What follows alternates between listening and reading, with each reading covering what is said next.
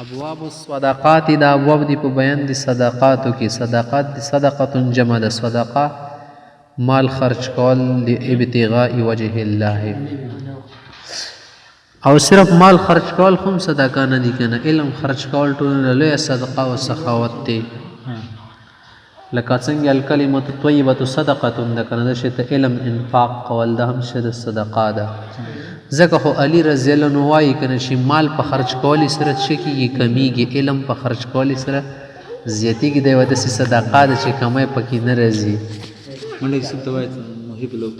باب الرجوع فی الصدقه دی باب کې دا ښایي په صدقې کې رجوع کول. یو شی صدقه کې سړی هغه نه بد پکې رجوع کوي، دا هم ډېره بده خبره ده. وبه قال حدثنا ابو بكر بن ابي شيبه قال حدثنا وكيع قال حدثنا هشام بن سعد عن زيد بن اسلم عن ابيه عن عمر بن الخطاب رضي الله تعالى عنه ان رسول الله صلى الله عليه وسلم قال اذا پیغمبر علیہ السلام دا وی چې لا تعود في صدقتك چې صدقه او کی کنه پاکي عود ما کوا سمانه به واپس چانه مر اخلا. وبي قال حدثنا عبد الرحمن بن ابراهيم الدمشقي قال حدثنا الوليد بن مسلم قال حدثنا الاوزاعي قال حدثنا ابو جعفر محمد بن علي قال حدثنا محمد بن علي قال حدثنا سعيد بن المسيب قال حدثنا عبد الله بن العباس قال قال رسول الله صلى الله عليه وسلم پیغمبر علیہ السلام دا صدقې متعلق هم ارشاد دي چې مثل الذي يتصدق یسړی دی صدقه کوي ثم يرجو في صدقته به په خپل صدقې کې رجوع کوي، مثله کمثل الکلب دی مثال د سپي په شان دی کنه. مثل الذي مثل الکلب یعنی کمثل الکلب یقیء چې الټي وکي ثم يرجو فيأكل قيئه به خپل الټي وسړي. باب من تصدق بصدقه فوجدها تباع هل يشتريها دی باب کې دا خی چې سړی د شی صدقه کو خو به او قتل شي دا شی په بازار کې یا بل ځای کې خرڅېدو آیا د خستلی شي. لکه یو سړی د ویزای چاته صدقه کې چکه ورکه یا بیزا یا غوا هلته چې وکتله دغې فقیر هم دا غوا ځان د خرڅوله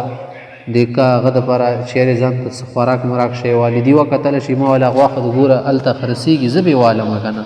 بل ته یې ورکوي واپس بې زه والمه خوښه شی مې ده نه ده شی کولی شي که نه شي کولی شي جایزه ده خو بهتره نه ده ځکه چې کوم سړي باندې دي صدقه کړي د متصدق علی ورته ویلی شي نه هغه کېدای شي د شرم د وجې نه یا د بل څه وجې نه یا د بار احسان د وجې نه څه وکړي کېدای شي دې ته کم قیمت ولګوي که نه ځکه بهتره نه ده. نم دا خبره کوي. وبه قال حدثنا تميم بن المنتصر الواسطي قال حدثنا اسحاق بن يوسف عن شريك عن هشام بن عروة عن عمر بن عبد الله بن عمر يعني عن أبيه عن جده عمر أنه تصدق بفرس. عمر صاحب متعلق خبره کی چې دی یو آس صدقه کړی والا د رسول الله صلی الله علیه وسلم پیغمبر علیه السلام زمانه کې فابصر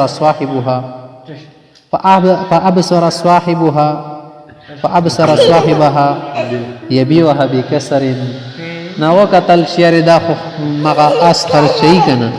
فاتى النبي صلى الله عليه وسلم پیغمبر علیه السلام تراغه فسأله عن ذلك تپوسیو چې دا شی زه واپس خستلی شم. فقال لا تبتع صدقتك صدقه بیا واپس ما اخلا. وبه قال حدثنا يحيى بن حقيم قال حدثنا يزيد بن هارون قال حدثنا سليمان التيمي عن ابي عثمان النهدي عن عبد الله بن عامر عن الزبير بن العوام انه حمل على فارس يقال له غمر وغمره چې آسو هغه باندې بازګي سورلی مرلی کوله دا یې نوم و. فرآ مهرا او مهرة من افلائها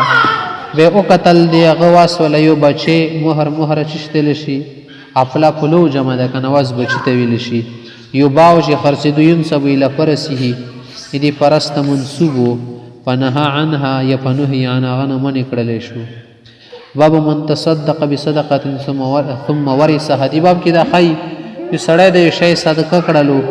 او بیا دغه شی ورته په میراث کې میلاو شو دا درست دي استعمال هم درست دی. وبه قال حدثنا علي بن محمد قال حدثنا وكيع سفيان عن عبد الله بن عطاء عن عبد الله بن بريدة عن أبيه قال تويس جاءت امرأة إلى النبي صلى الله عليه وسلم وخذ پیغمبر علیہ السلام ترالا فقالت تپوسیو کو یا رسول الله إني تصدقت على أمي بجارية چې ما د وینځه خپلې مور ته ورکړې وه صدقې کې وانها ماتت اوس مې د مور مړه شوې ده وانها ماتت فقال پیغمبر علیه السلام ورته چې تا خپل مور ته صدقه ورکړې وه که نه بس ستا صدقه وشوه هغه چې اوس مړه شوه که نه د هغې وله میراث په تار باندې تا پاتې شوه نو فقال اجرک الله الله ته خپل اجر درکړی دی ورد علیک المیراث او میراث په تار باندې هم د شیطان ته واپس کړلو وبه قال حدثنا محمد بن يحيى قال حدثنا عبد الله بن جعفر الرقي قال حدثنا عبيد الله عن عبد الكريم عن عمرو بن شعيب عن أبيه عن جده قال جاء رجل إلى النبي صلى الله عليه وسلم فقال يسړی پیغمبر لسم تم د سیراغو وقال تپوسو کې اني اتيت امي حديقه لي ما خپل مور ته بغیچه م ورکړې وانها ماتت د خو مړه شوه وفات شول ولم تترك وارثا غیر ایمان سوا بل څوک وارث شته نه صرف زه پاتې شوی یم فقال رسول الله صلی الله علیه وسلم پیغمبر علیه السلام ته وجبت صدقتک ستا صدقه پوره شوه کامله شوه اجر دې ثابت شو ورجعت الیک حدیقتک او دغه بغیچه هم دله واپس شوله په څه کې میراث کې باب من وقف دی باب کې دا ښایي چې سړی څه شی وقف کي دې څه مسله ده د سیم کولی شي چې د هغه وله اصل ځان له پرېږدي او د کومې تمتع ونه کېږي که نه پیدا منافع ترې نه اوچتېږي دا صدقه کې ده هم درسته ده وبه قال حدثنا نصر بن علي الجهضمي قال حدثنا معتمر بن سليمان عن ابن عون عن نافع عن ابن عمر قال ابن عمر صاحب دا روایت کوي چې اصاب عمر بن الخطاب اصاب عمر بن الخطاب ارضا بخیبر چې عمر صاحب ته په خیبر علاقې کې ځمکه میلاو شوه فات النبي صلی الله علیه وسلم پیغمبر علیه السلام ته راغی فاستامره او دا مشوره یې ترنه طلب کو معاملې تپوس یې وکړو فقال او دا یې وویل یا رسول الله اني اصبت مالا بخیبر په خیبر علاقې کې راته مال میلاو شوی دی لم اصب مالا قط هو انفس عندي منه دینه بل څه مال ورته بهتر نه لګي چې ما دا میلاو شوی وي فما تأمرني به ته ماته دې په بارې کې څه حکم کول غواړي فقال پیغمبر علیه السلام ته دا وویل چې ان شئت حبست اصله دام کولی شي چې اصل شی ذات وساتې عین ځان ته وساتې وتصدقت بها د کوم منافع دي دی صدقه کې قال نه دا وایي چې فعمل به عمر صاحب په همدې باندې عمل وکړو على ان لا یباع اصل شدید اصل به نشي خرج کولی ولا یوهبو او چاته به هیبې کې هم نشي ورکولی ولا یورث میراث کې هم چاته نه ورځي تصدق بها للفقراء او منافع چې کوم که نه لتصدق بها للفقراء دا به فقراو باندې صدقه شولې وفي القرب هم داسې ته کوم رشته دار وغیره خلک دي وفي الرقاب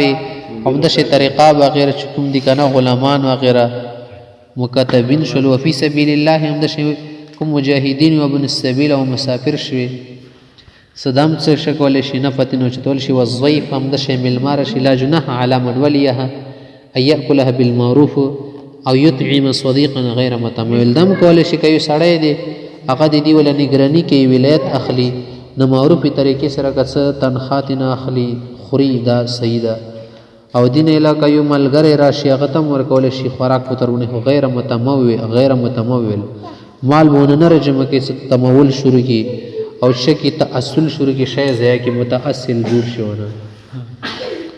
وبه قال حدثنا محمد بن أبي عمر العتني قال حدثنا سفيان عن عبيد الله بن عمر عن نافع عن ابن عمر رضي الله عنه قال عمر بن الخطاب يا رسول الله إن المئة سهم التي بخيبر لم أصب مالا قط هو أحب إلي منها وقد أردت أن أتصدق بها فقال النبي صلى الله عليه وسلم كما يساسد السلغنازة احبس أصلها حبس يحبس الشيكنا احبس أصلها وصب الثمرة ميواي شكا يعني خلق تيورك قال ابن أبي عمر فوجدت هذا الحديث في موضع آخر في كتابي عن سفيان عن عبد الله عن نافع عن ابن عمر قال قال عمر فذكر نحوه